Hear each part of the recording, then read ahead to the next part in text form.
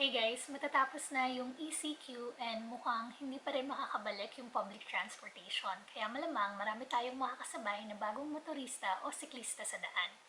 Kaya let's take this chance para reviewin yung RA 4136 or Land Transportation and Traffic Code of the Philippines. Isama na rin natin yung ibang LTO administrative orders. Medyo mahaba yung RA 4136, so mag-focus muna ako ngayon sa Chapter 4 or yung traffic rules.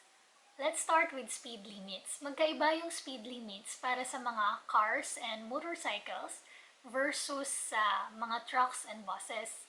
Mas mabagal yung speed limits for trucks and buses kasi mas malaki sila and mas mabigat. So, mas mahaba yung stopping distance na kailangan nila kapag naging mabilis sila. So, for country roads na walang blind spots, it's 80 kilometers per hour. For mga main roads naman na walang blind spots, it's 40 kilometers per hour. And then for mga city streets, it's 30 kilometers per hour. And then yung mga school zone or yung mga crowded streets, it's 20 kilometers per hour. Parang ang bagal ng speed limits considering lalo yung mga capacity ng mga sasakyan ngayon.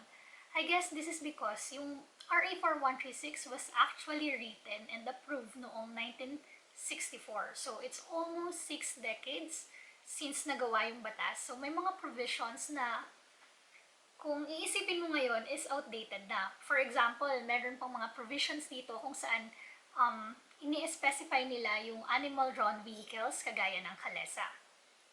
Meron namang exemption yung mga speed limits na to. Halimbawa, kung isa kang doktor, ambulance, physician, police, o fire department authority na nagre-respond sa duty mo. Provided, of course, may mga sirena silang gamit para malaman mo na, this is an authority figure na nagre-respond sa isang emergency situation. Since national law ito, hindi pwedeng gumawa ang mga cities or LGUs ng ordinansa na taliwas dito sa speed limits na tinatakda ng RA 4136. Next is right side driving.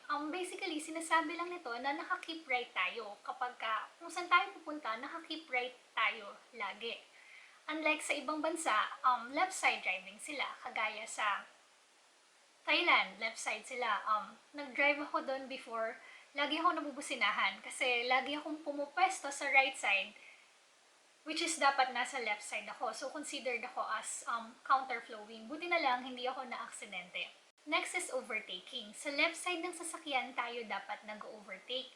Kasi nasa left side ng sasakyan yung driver. Therefore, mas makikita niya tayo and mas onti yung blind spots kapag sa left side tayo nag-overtake kesa sa right side ng sasakyan. Siyempre, sa mga nakamotor or mga nakabike kagaya natin, same lang yung blind spots sa right side or sa left side. Pero nasa batas kasi yun na dapat sa left side ka nag-overtake. Pwera na lang kung magta-turn left yung nasa harap mo. Siyempre, wag ka nang humarang kasi papunta siyang kaliwa eh. So, okay lang na in that case, sa right side ka mag-overtake. Pag may nag-overtake sa'yo, padaanin mo. Wag ka suddenly mag-increase ng speed para hindi makapasok yung sasakyang nag-overtake sa'yo. Nasa batas yun. For bikes, medyo tricky. Actually, hindi naman considered as motorista yung mga nakabike or e-bike. Pero kung nasa daan ng pansasakyan tayo, it is wise na mag-follow tayo dun sa pansasakyan na rules para predictable din tayo sa daan and para iwas aksidente. Although minsan, mahirap makipagsabayan, lalo na on a fast-moving traffic. So, I guess wala namang sasakyan na ine-expect tayo na makipagsabayan sa kanila. Pero, in that case, tayo, isipin na lang natin kung saang side mas safe for us and for the other motorists. Hindi ko masabi kasi na always keep right or sa left ka kapag nakabike kasi depende yan kung saan ka pupunta, kung magta-turn left ka ba or magta-turn right or kung ano yung mga road conditions papunta doon. As a bike though, you have to keep in mind yung safety mo and ng other road users. So, you can decide kung saan side ka ba pupwesto depending on those situations na unique doon sa dadaanan mo. May mga daan na bawal ka mag-overtake. Usually, may mga road markings naman yon. Like, for example, yung double solid yellow lines. Usually, sa blind curves yon. And yung mga pataas or pababa na daan kasi hindi mo kita yung road ahead kapag nag-overtake ka. Bawal din mag-overtake sa mga intersections na walang traffic lights unless sinenyasan ka ng traffic enforcer. Bawal din sa mga daan na may signs na men at work. Next is sa right of way. Sa intersection na walang traffic light, kung sino yung mauna, siya yung may right of way. Pero assuming na sabay-sabay kayo dumating doon sa intersection, kung sino yung driver na nasa right side, siya yung bibigyan mo ng right of way.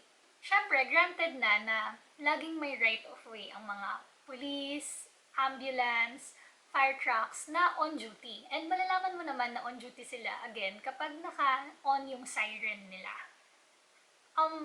Huwag mong isipin na hindi naman totoong naka-duty yan naka-on lang yung siren yan Hindi mo na problema yon. Kung naka-on yung siren nila, on duty sila, pagbigyan mo. Huwag mo nang isipin na hindi totoo yung wang-wang na yan.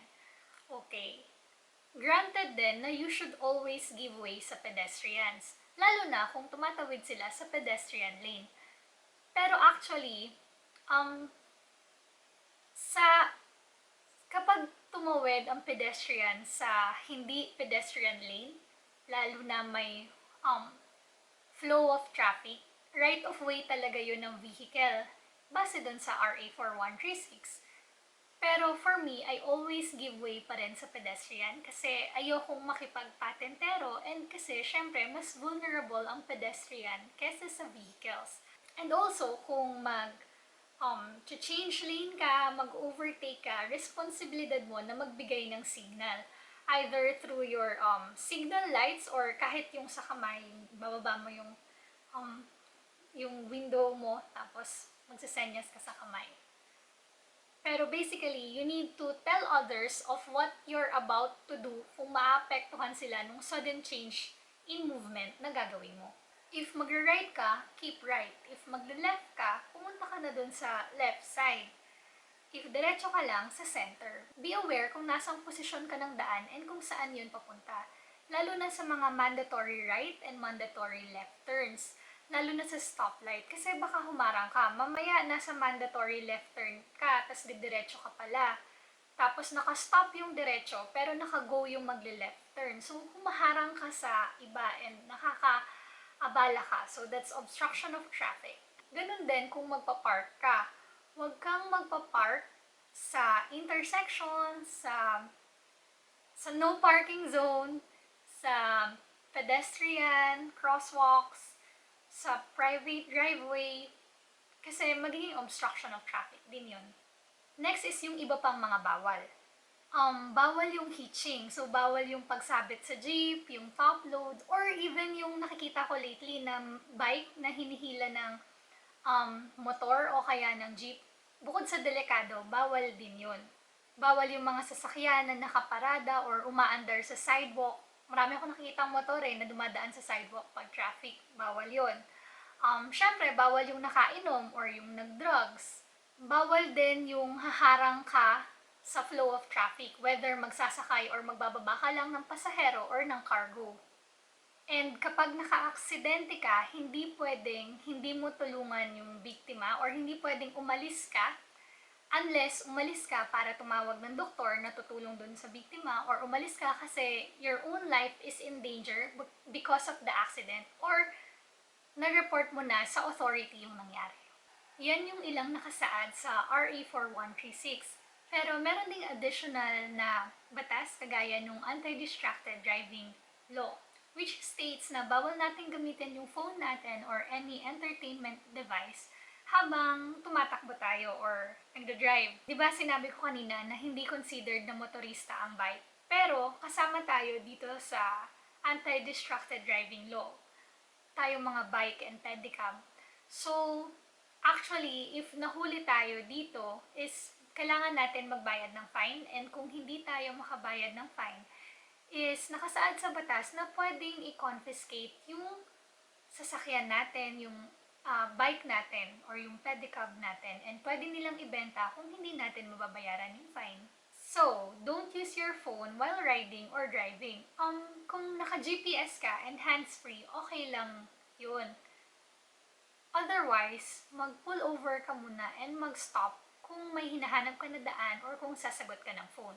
Actually, madami pang nakasulat sa batas with regards to license, vehicle registration, vehicle modification, even mga motorcycle-specific laws, kagaya ng pagsuot ng Philippine standard or international standard na helmet, or bawal yung open-toe shoes, or yung angkas mo kailangan kayang mag-wrap around sa'yo kapag mag-aangkas ka. Kaya hindi pwede ibang bata kasi hindi siya makakap dun sa rider. Or kailangan abot niya yung foot peg. And actually, bawal yung lane filtering, which is the main point of motorcycles. But that's another story. The point is, be aware kung ano yung nasa batas para masunod mo siya. And sana aware ka rin kung ano yung rationale behind that law. And at least, you can protect yourself din kung may mga tao na mapagsamantala, at least alam mo how to protect yourself. Kasi, syempre, sometimes may mga mapagsamantala sa daan. And it will help you kung alam mo kung ano yung nasa batas at wala sa batas. That's it. If may alam pa kayo na ibang law na hindi ko nasabi, pakishare na lang dito and it will help us. Or kung may mali akong nasabi, please correct me because I'm also studying this after a decade since nung huli ko atang inaral to is when I was taking my license for the first time nung may driving exam, and that's more than a decade ago. So I could be wrong and some things could have been updated. Please let me know in the comments.